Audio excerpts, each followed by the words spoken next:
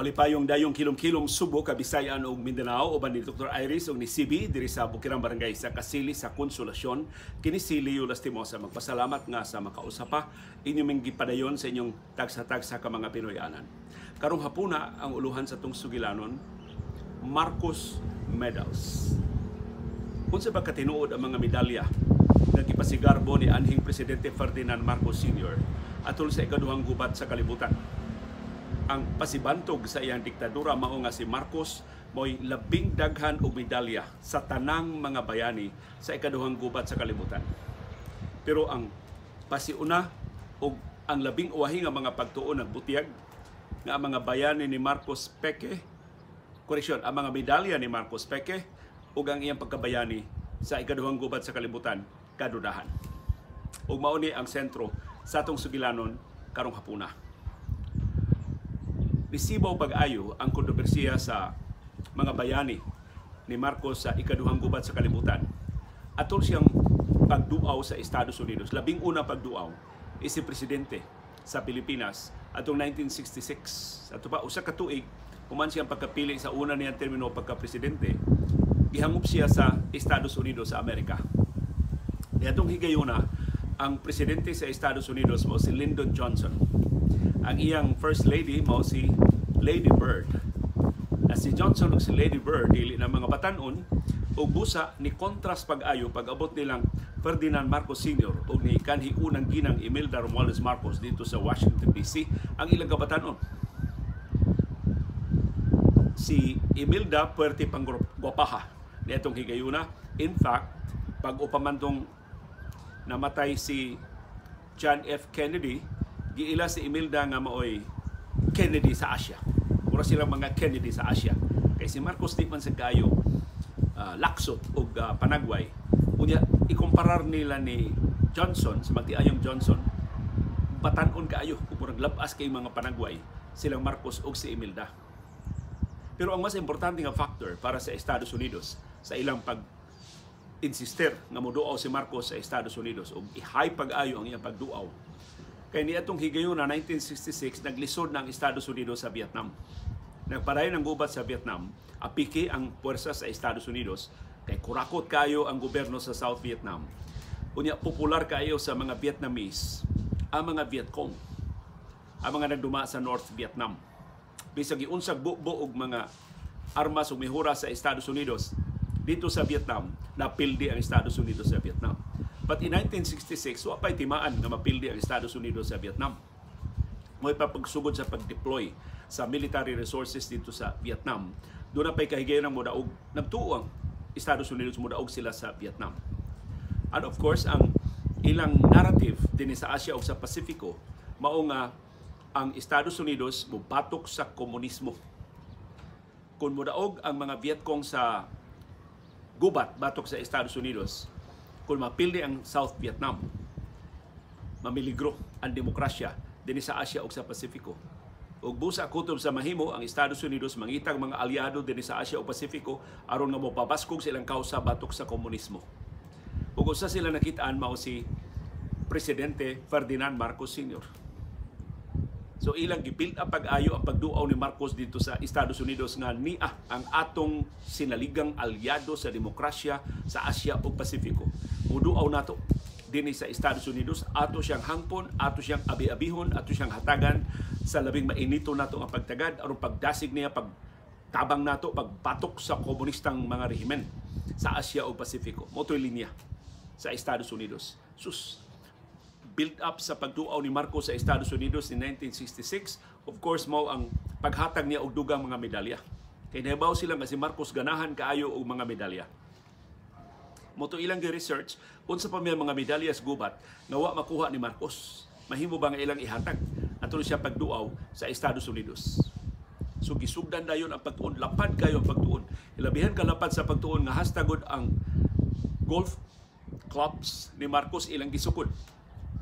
Ug ilan nakaplagan nga si Marcos dili maayo pero di sad bati nga golfer, unya ang iyang clubs dili standard size. So dili pinalit sa tindahan, pinasukod ang golf clubs ni Marcos. Putong ilang nagisuhitong tanan. So inana sila ka hangop kaayo nga niduaw si Marcos, ilang gihimo nga hilabihan ka memorable sa pagduaw ni Marcos sa Estados Unidos in 1966. Na usa sa mga pagtuon nga ilang gihimo, doon ako nireklamo si Marcos na doon ay 3 ka medalya sa ikaduhang gubat sa kalibutan nga angay gud unta niyang madawat pero wa niya madawat. Moto nga gi-arrange sa White House o sa US Congress, mahimo ba atong ihatag kini 3 ka medalya ni Marcos? Kay deserve man siya. Labihan man niyang serbisyo sa tabang sa Estados Unidos sa ikaduhang gubat sa kalibutan. So tan-aw na ang tanang mga dokumento. Ang dokumento sa US Army nagbuti wa makadawat si Marcos atong maong mga medalya. So giandam na mga medalya. Unya isabong nila atol sa pagduaw ni Marcos para ba nga simbolika ayo nga niya atong alyados demokrasya atong hatagang medalya sa iyang kaisog batok sa mga Hapones. So isog sa siya makigpisog para sa kausa sa demokrasya batok sa mga komunista.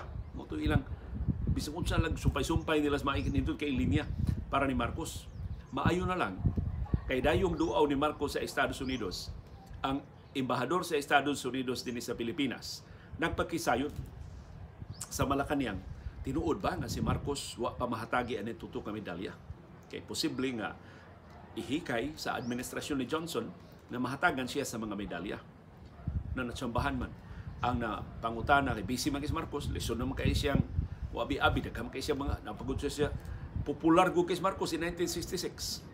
Kapag kasi mga bisita, maglisod og salot ang embahador sa Estados Unidos. So ang iyan ang pangutanaan, ang brother-in-law ni Marcos, ang kinakusgang igsuon ni Imelda, na si Benjamin Cocoy Romualdez. Na mo'y amahan, ining House Speaker Martin Romualdez karon. So si Cocoy Romualdez, wa man ma-appeal sa briefing. Ingon mas Cocoy, yes, the president has those medals. Ingon na tanang medalya ang presidente. Kay wa siya kahibaw nga si Marcos ganahan og dugang pang mga medalya. Yung para niya daghan naman kay medalya sa Marcos.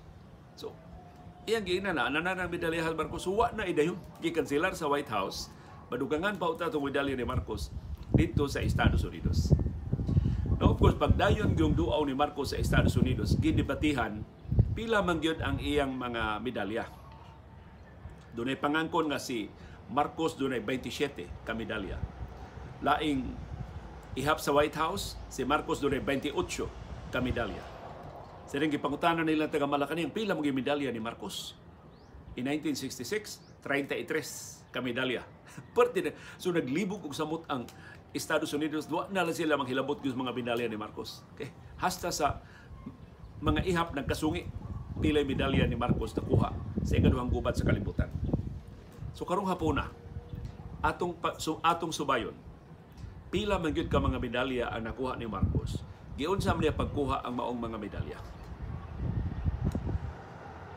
Ang kasagaras mga medalya ni Marcos iyang nakuha humana sa gubat. Why bisan usa ka medalya si Marcos nga nakuha atol sa gubat. Kana bang immediately after sa gubat. Why bisan usa ka medalya nga nakuha si Marcos.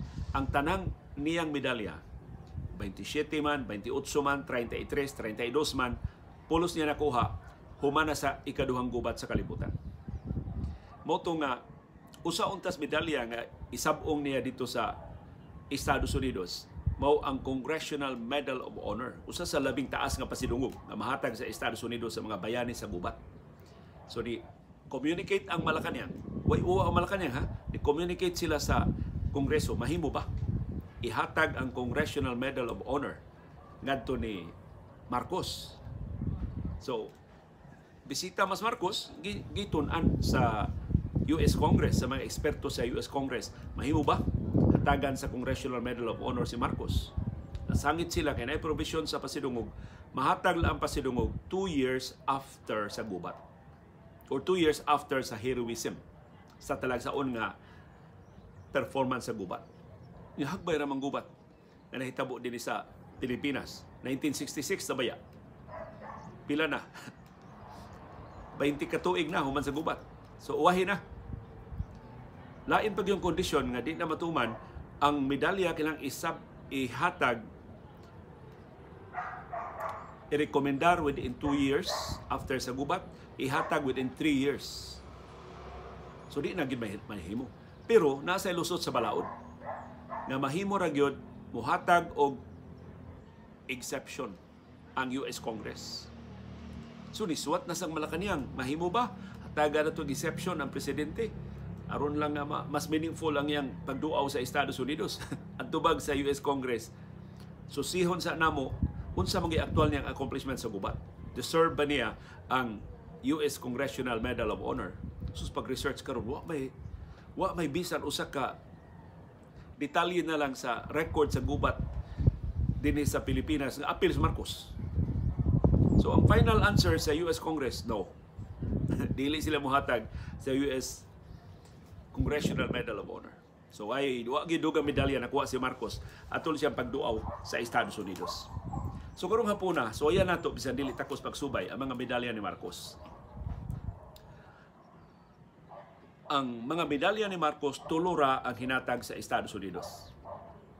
The rest hinatag na sa gobyerno sa Pilipinas. Ug mas kadudahan pa gid ang mga sirkumstansya sa paghatag sa mga medalya sa gikan sa gobyerno sa Pilipinas. Unahon nato ang mga medalya gikan sa Estados Unidos. Kini tulo ka medalya nakuha ni Marcos in 1947, long after the war. Humana ang gubat. Napildi na ang mga Hapones dinhi sa Pilipinas, gideklarar na sa mga Pilipinhon nga gawas nun ang Pilipinas, in fact, gikan sa Estados Unidos. 1947. Nganong nahatagan man si Marcos og tulo ka medalya gikan sa Estados Unidos? Gisusi ang record sa US Army. Nganong nahatagan si Marcos og tuto ka medalya sa US government? Dili tungod sa report sa iyang mga military commanders, dili tungod sa report sa iyang mga sakop, kundi sa suwat ni Marcos. Si Marcos mo'y nisuwat sa Estados Unidos, nangayo og medalya. Niingon siya, deserve niya. Pasayloan na itong termino nga deserve. Mauni bagong termino sa deserving. Deserving siya sa mga medalya sa gubat tungod kay labihang ilingigan ni performance batok sa mga Hapones. Gipatapot ni Marcos iyang suwat ang mga affidavits sa iyang kauban ng mga sundao nga ningon, haskag isugaan ang among commander, daghan kay mig napatay, daghan kay mig naluba, daghan kay mig og mga nahimo pagtabang sa mga Amerikano sa gubat sa mga Hapon. So, base lang sa suwat ni Marcos o sa mga affidavits sa iyang mga kauban ng mga sundao sa ikaduhang gubat sa kalibutan, gihatagan siya og tuto ka medalya. So, ang tulo mismo ka medalya gikan sa Estados Unidos nga mao'y supposedly most reliable, kaya ang Amerika ginihatag, kadudahan pa.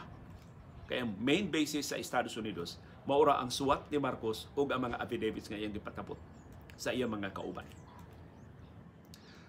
Kasagaran sa mga medalya nga nakuha ni Marcos, iyang nakuha sa diyang nagpolitiko na siya.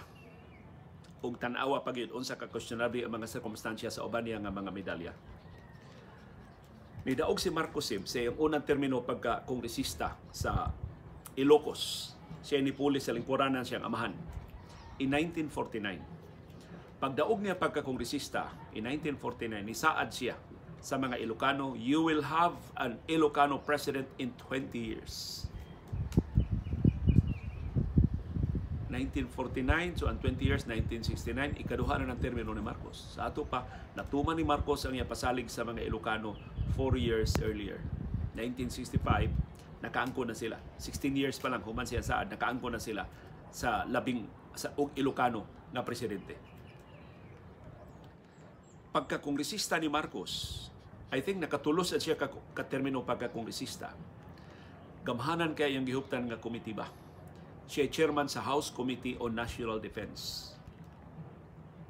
Isip chairman sa House Committee on National Defense, siya mo'y musubli, siya mo'y mo-sponsor sa plenaryo sa budget sa Armadong Kusog sa Pilipinas. Ug iyang gipahimuslan ang iyang pwesto, isip chairman sa House Committee on National Defense, iyang giauhag ang Armadong Kusog hatagi kog mga medalya. Of course, nangayo ang Armadong Kusog sa Pilipinas kung sa basis sa paghatag og medalya. O di ay akong mga suwat, di ay akong mga affidavits. So samang mga affidavits, samang mga dokumento nga iyang gisumiter pagkuhang mga medalya gikan sa Estados Unidos, o iyang gisumiter ngadto sa Armadong Kusog sa Pilipinas. Ug tuod man, tungod sa iyang komunikasyon og labaw pag ang mas dako pa yung rason kay masangit ang ilang budget kung dili siya nuntan, gihatagan siya og daghang medalya sa Armadong Kusog sa Pilipinas. So kaway dungog ini mao mga medalya. Nakuha ni Marcos sa diyang kongresista na siya, dako kay siya tingog kay siya chairman sa House Committee on National Defense, dili makabalibad ang armadong kusog. Kasama karon magsubi-subi kas mga kongresista, mga senador, mamiligro ang imong budget. Yung sa man, ganahan man kay Marcos og dugang mga medalya, gihatagan siyang medalya sa armadong kusog sa Pilipinas. Nahuman siya tulo ka tuig nga tulo ka termino pagka kongresista. Pagkasakop sa House of Representatives si Marcos ni daog pagkasenador. Diyan ni daog siya pagkasenador, pinangga man kay siya sa administrasyon, gihimo siyang chairman sa Senate Committee on Appropriations. Na maogi labaw pa mas dako pa iyang gahom kaysa House, kay siya gyud mo paid, siya gyud mo ag sa tanang budget sa tanang ahensya sa gobyerno. Senate Committee on Appropriations na gud. So paglingkod niya sa komitiba, pag-screen niya sa budget sa armadong kusog, nangayo na sa siya, hatagin na sad ko og dugang pagyud nga mga medalya. Wa gid siya kakapoy sa pagkuha og mga medalya ni suwat na sab siya, nanguha na sad sila bag-o mga affidavits. Abogado Bias Marcos, kapila ra bayay paghimuhimong mga affidavits, papirmahon lang iyang mga sako, pobre kay mga veterano, gihatagan din niya ang kwarta. Bisag unsa iyang gipasulti dito, giunsa nila pag pakig-away ang mga Hapones. So nahatagan na sab si Marcos og dugang mga medalya samtang siya chairman sa Senate Committee on Appropriations. 1963, duha ka tuig sa di pang eleksyong presidensyal sa 1965. Gidungog-dungog na nga si Marcos nang ambisyon nga magpresidente. Pero ang iyang problema, pareha silang partido ni ang incumbent nga presidente niya atong 1963 mao si Diosdado Macapagal. Ang amahan ni kanhi presidente Gloria Macapagal Arroyo. Liberal Party silang duha. So dili makadagan si Marcos pagka-presidente kung dili mo giveaway si Macapagal. Kay ang palabihon ang incumbent man. Siya may incumbent nga presidente, makadagan pa man siya og ikaduha katapos ang termino sa pagka-presidente. So ang presumption mao nga ang Liberal Party mo nominate niya isip official candidate. Gawas lang kung doon dako kayong iskandalo nga si Marcos mao'y or mangita ang Liberal Party og laing kandidato sa pagka-presidente o kana way lain ko dili si Marcos. Kay si Marcos mao usas labing masilakon nga bituon sa Senado. May kay niya pagkadaya papel sa Senado. Sama nga may kay siyang nakahipos og dugang mga medalya. Si Macapagal na insecure man ni Marcos. Pagkahibaw ni Macapagal nga si Marcos ganahan og dugang mga medalya. Ingos Macapagal, hatagan nato og dugang mga medalya para di na mudagan ang kanahan. Aron mapungil nato nang iya politika nung ambisyon, di ko maglisod sa akong re-election sa 1965. Hatagan nato pila man ka medalya ayang gusto. Nangayo bitaw sa Marcos og napo ka medalya. Basta sa napo ka medalya, I think 8 or 9 gihatag ni Macapagal in one day. So katong pagasto ni BP Sara Duterte Carpio sa iyang 125 million pesos nga confidential funds in just 11 days, nalupig gihapon ng Marcos. Nakakuha siya og mga war medals in just one day in 1963. In just 1 year, 1963, napo ka medalya ang nakuha ni Marcos. Pulos kisabong niya ni Macapagal. Nakay nang hinaot si Macapagal na tungod sa kadaghas mga medalya iyang gihatag ni Marcos, makalimtan na lang ni Marcos or iyang angan sa ni Marcos ang iyang ambisyon nga magpresidente. Pero pakyas si Macapagal. Napuno nas medalya ang dughan ni Marcos, pero wa maibani ang iyang kahakog, ang iyang kahigwaos nga mupuli sa Malacañang. Nidagan gyud si Marcos pagka-presidente in 1965, nibiya siya sa Liberal Party, nitabok siya sa Nationalista Party, kinsa nahingop niya nga mamahimong labing lig-ong kandidato og napildi gyud ni Marcos si Macapagal. So kaluoy ni Macapagal. Ni-appeal siya manufacture sa peke nga mga medalyas gubat ni Marcos.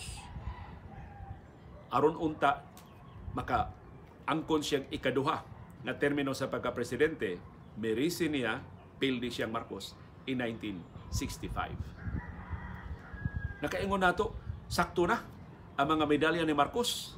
Ti ako na pertindaghan ng medalya, tulo ra ka medalya ang iyang nadawat gikan sa Estados Unidos. Ang kinadaghanan niya mga medalya iyang nadawat sa humana ang gubat ug sa dihang kongresista o senador na siya, ginamit ang iyang mga posisyon sa mga komitiba sa House ug sa Senado. Pero atong higayuna ang medalya ni Marcos, pas katong napo ka medalya ni Macapagal, murag 30. Niabot og 30 ang medalya ni Marcos. Pero may katagbawan si Marcos. Presidente na siya, gusto pa manggid siya nga og medalya. So na siya, Mr. President, murag lisod na. Kay ikaw na may presidente. Unya amo aprobar og medalya, ang presidente naman. So, mahugag katawanan nga ikaw ra siya ni aprobar og medalya para nimo.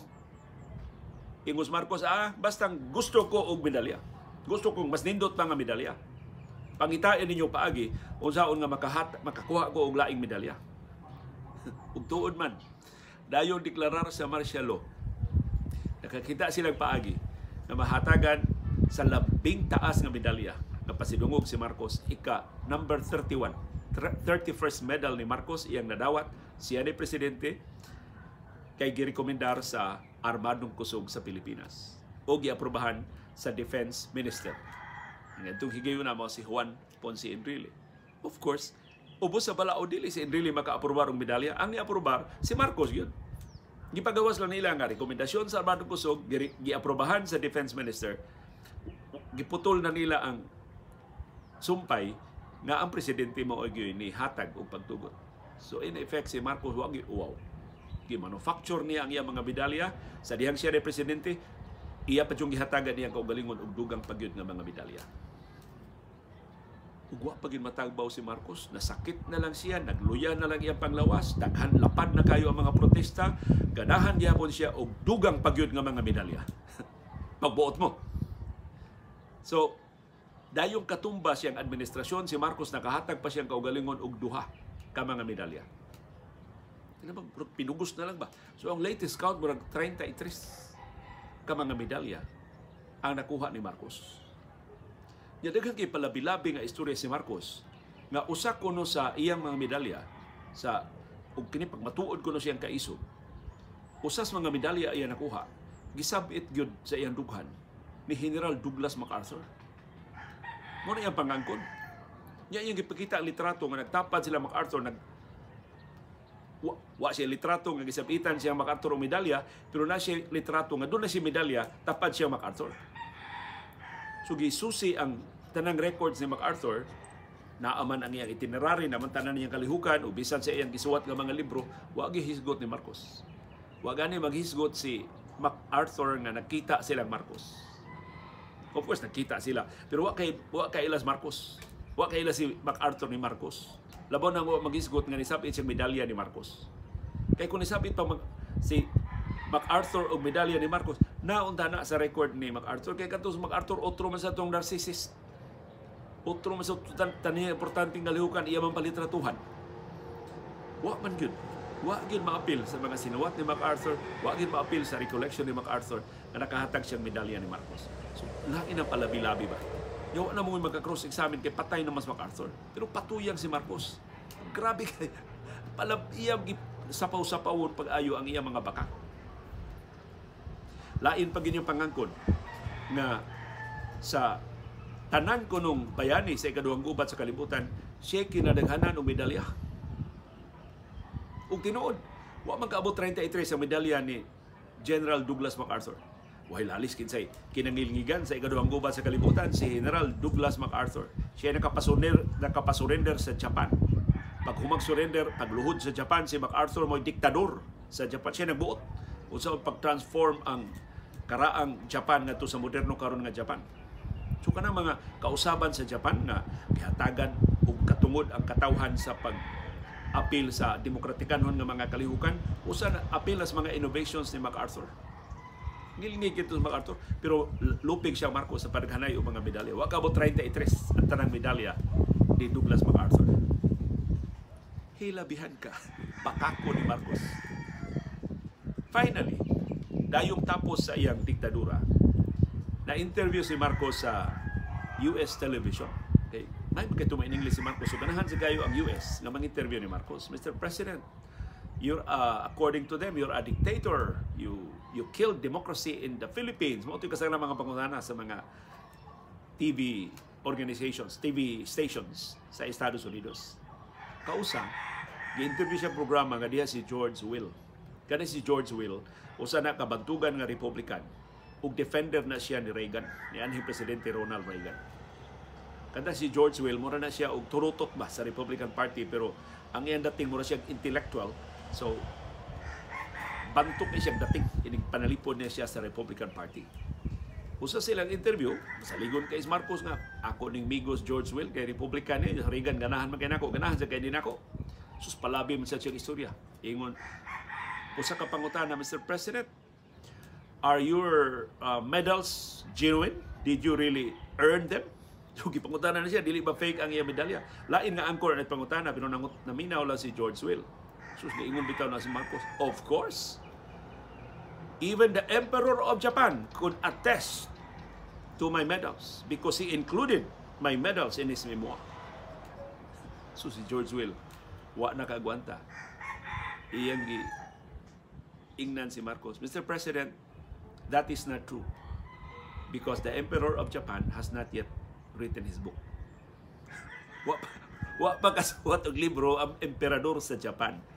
So di ba hitabo nga naisgutan kasi ang libro kaya wa pa man siya libro.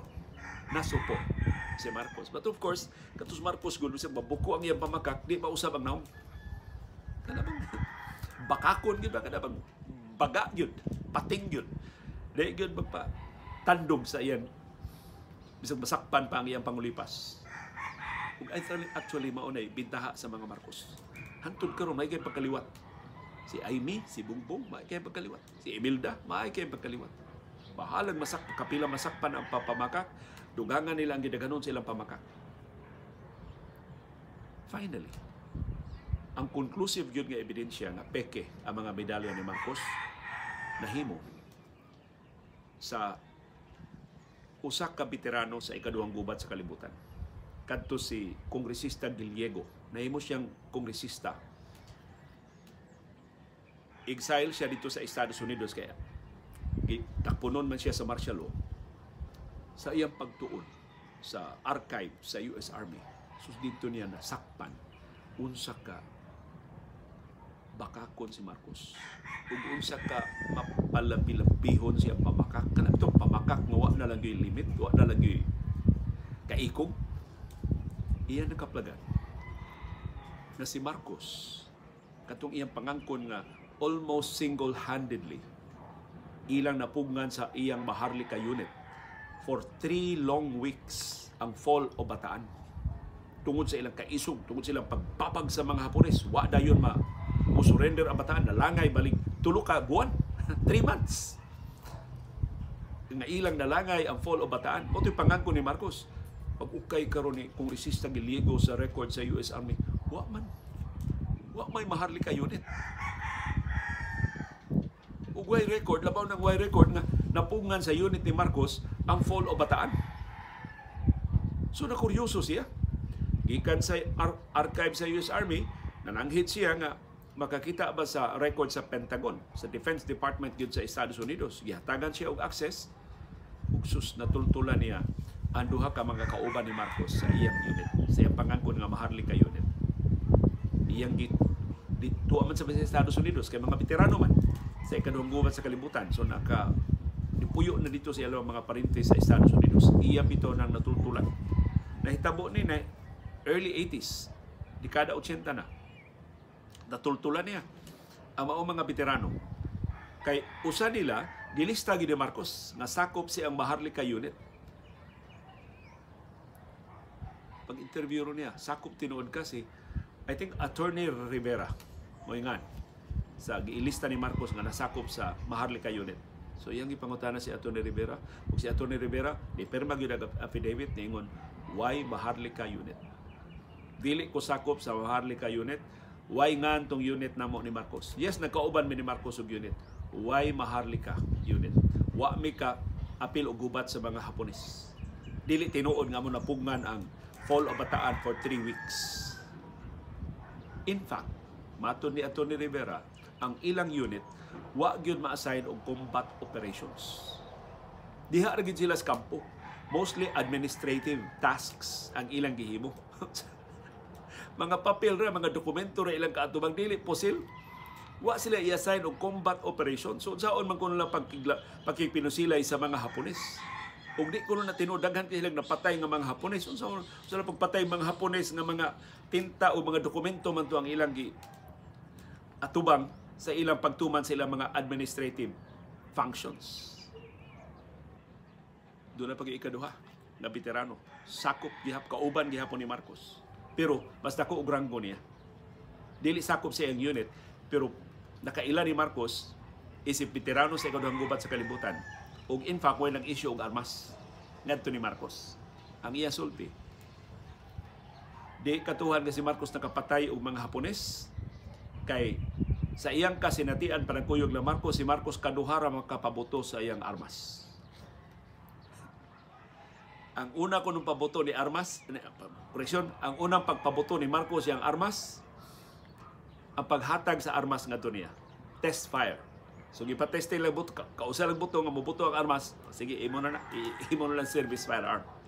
Mo to yung unang higayon, nakapaboto si Marcos pag-testing sa bagong gihatag niya nga armas. Ang ikaduhang higayon, sa pagboto sa armas ni Marcos, diha kuno sila sa kampo, nag-istorya-istorya sila, lawom ng gabi, sa periphery kuno sa kampo, na may, kuan ba, ni kanaas ba ang mga dahon, pero tungod gud sa hangin, ni kanaas kuno dahon, si Marcos kuno na, nakuratan man, nagpaboto siyang armas, dito pa siya padung siya mga kauban, dili pa gani sa dahon nga ni kanaas, may gani wine ego. Huwag namatay sa mga sakop, sa mga kauban ni Marcos na mo iyang napabutan sa iyang kakugang sa pagkanaas sa dahon. Tinawar ko ng mga detalyiha. Gisuwat ning tanan ni Kongresista Giliego. Di pa siya kongresista niya itong higayuna. Iyang gisumiter for publication dito sa Estados Unidos. Sus, ang Estados Unidos di lagi ganahan mo daot ni Marcos. Kaya si Marcos lagi mo ilang ahente sa demokrasya din sa Asia o Pasifiko. So gibelubaran si Giliego. Nangitas Giliego, doon na may makapublikar lain nga grupo. Sus, doon na may nasulti niya. Nag-isog kay newspaper sa Pilipinas ang We Forum. Kanang We Forum, sama sa Mr. and Miss, na mo ay inahan ining Philippine Daily Inquirer, usalas labing isog nga nipublikar og mga artikulo batok ni Marcos. Mura nag-Visayan Herald din sa Subo, atol sa diktadurang Marcos. Ang We Forum, pagkahibaw nga doon ay artikulo si Giliego niya, may kayong pagka-research ang iyang artikulo, gipublikar bitaw na nila sa We Forum. Basta, human sa publikasyon, perting suko ang Marcos, gisiraduan ang We Forum. Gipreso sila Joe Burgos o mga editors o mga reporters sa We Forum. Ang masakpis sa mga staff sa We Forum, nag-underground. Perting suko ang Marcos, nasakpan ang iyang baka, nasakpan ang iyang pangilan, mahitungod sa iyang mga medalya. Finally, ang katapusan yung lansang lungon sa kamatuoran, inimpamakak sa war medals ni Marcos, nahimo sa historian nga si Alfred McCoy. Si Alfred McCoy, historian man yung tinuod, so kahibaw siya mo sumpay-sumpay sa mga dokumento, asa siya mo access sa mga dokumento nga relevant sa iyang mga findings. Nakakuha og dugang detalye gikan sa archive sa US Army. Nakini si Marcos, dili tinuod nga doon na siya maharlika unit. O kini si Marcos, wa gyud di ma-assign pakigubat sa mga Hapones. Kay si Marcos na-assign og intelligence unit. Kanang intelligence unit, di ba na makigubat? Igo raw nang maniid. Plus, ang iyang assignment sa intelligence unit, nara siya sa opisina. Di gani siya moadto dito sa field aron sa pagpangispiya. So gamay na kay siya ranggo ba? Nga wa gani siya hatagi og assignment sa field. Lara siya sa opisina. Laing nakaplagan ni Alfred McCoy sa dokumento sa US Army. Samtang way gubat nga naapilan si Marcos. Wa siya Hapones nga napatay. Ug busa, wa siya medalya nga angay makuha. Nasakpan pag yun sa record sa US Army na si Marcos gipasangilan nga ng warta. So, ikaduhang gubat sa kalibutan si Marcos gipasangilan nga ng warta. Nangilan ko no si Marcos kay magtungkod siyang maharlika unit. So niadto pa lang mangingilan na ni Marcos. Daghan ko no kay siya mga tao gipatuo, tabang mo kwarta, magtungkod tag maharlika unit, makakuha tag daghan kay mga medalya, magbinto tag mga storya sa gubat aron nga makamedalya ta. Ug in fact, nasakpan sa US Army ang pangwarta ni Marcos. So si Marcos gipriso sa US Army. tungod sa pasangil nga nang warta siya. Mo siya nakaluwas ni Marcos? Si General Manuel Rojas. Manuel Rojas ang amahan ni anhing Senador Jerry Rojas, ang apuhan ni kanhi Senador, kanhi Interior Secretary Mar Rojas. Pero tungod sa politika, may man kay mo explikas Marcos, may man kay mo pakilooy ni Manuel Rojas. Gibuhian siya sa US Army tungod sa representasyon ni General Manuel Rojas. So, ingon ana ni si Marcos ka marukoy. Ug ingon ana siya ka maldito. Ug ingon ana siya ka bakakon. Ug ingon ana siya ka mangingilan. So, nganong na-obsess man kay si Marcos ang mga medalya? Kaysa dihang nagpolitiko si Marcos, iyang gibasa ang sitwasyon. Dako kay ang kahigayunan na makadaog sa pagka-presidente. Iya pa ning giplano kung resista pa siya, so abante kay siya panguna-una. Kung iyang madaghan pag-ayo ang iyang mga medalya. Ug iyang ipresentar ang iyang kaugalingon nga bayani sa gubat. Kaysa iyang tan-aw sa mga politiko nga iyang karibal, wa may bayani sa gubat. Ang bugtong bayani sa gubat iyang ikaribal si Ninoy Aquino. Kay ihatagan ba ito ni ani Presidente Ramon Magsaysay ang medalya si Ninoy Aquino tungod siya pag-cover sa gubat dito sa Korea o tungod siya pagpasurrender sa Hukbalahap. Si Ninoy Aquino, pero dili pareha ni Marcos nga ni-appeal gyud og gubat sa mga Hapones. So iya gyud tong matuto pag-ayo, iya gitong gitikan pag-ayo, iya gitong gipalambo pag-ayo ang iyang pantasya nga naka-appeal siya gubat, daghan kay napatay nga mga Hapones ug pagbato daghan kay siya medalya. Kung pagkakulisista niya, nangita ni siyang paagi, mahatagan siya dugang medalya sa armadong kusog. Pagkasenador niya, nangita siyang paagi, mahatagan pag yun dugang mga medalya. Sa dihang si Makapagal ni ulog-ulog niya, gidawat niya tanang napo ka mga medalya. Apang eleksyon sa 1965, gipresentar ni Marcos ang iyang kaugalingon na bayani sa ikaduhang gubat sa kalibutan. Ug iyang gipasangilan si Diosdado Makapagal na collaborator sa mga Hapones ug busa angayan nga isalikway. Naug siya. Batok ni Makapagal. Nilampos na kumpinser ang mga Pilipino at tinuod siya bayani sa gubat. Pag-eleksyon sa iyang re-election sa 1969, sa iyang re-election campaign, ang iyang karibal ang Sugboanon. Gitawag na ninyo Bonito sa Sugbo. Way pildi-pildi sa eleksyon din sa Sugbo, si Sir Hing Osmeña. Gipresentar na sa ni Marcos ang iyang kaugalingon na bayani sa ikaduhang gubat sa kalibutan. Gipresentar ang tanan niyang mga medalya o gipasangilan si Sir Hing na collaborator sa mga Hapones. So nilaog si Marcos sa iyang pangampanya in 1965 at 1969 sa pagpresentar siyang peke ng mga medalya sa gubat. So muni ang labing dakong bitaha sa mga Marcos. Di sila kapuyan nga mamakak. Ug di sila muhunong sa pagpamakak. Ug di sila maikog sa pagpamakak. Bisag kausa ka gatos nga mabisto ang ilang bakak, mamakak sila kausa ka gatos og usa. Kung mabisto ilang bakak og kalibuan og kanapo, mamakak sila og kalibuan og napugusa. Usa hinaot nakailata sa mga Marcos. Dili sila mohunong sa pagpamakak, bisag kapila pa sila masakpan nga mamakak, hangtod kita nalay kapuyan nga mokureher sa ilang bakak. So ang labing epektibo na itong mahimo, di ta mohunong pagbisto sa ilang bakak. Ug di ta mohunong sa pagsangyaw sa kamatuuran, sa ilang kakawatan, sa ilang kamapahimuslanon, sa ilang kahakog sa gahom, sa ilang kamangingilan, sa ilang kabakakon. Ug labaw sa tanan sa ilang kamaluibon sa interes sa nasod ug katawhang Pilipino.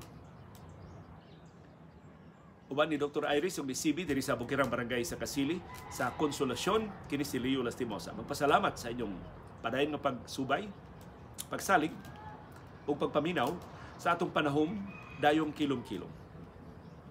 Daghang salamat CB girl, nag-init na diri sa among kilom-kilom.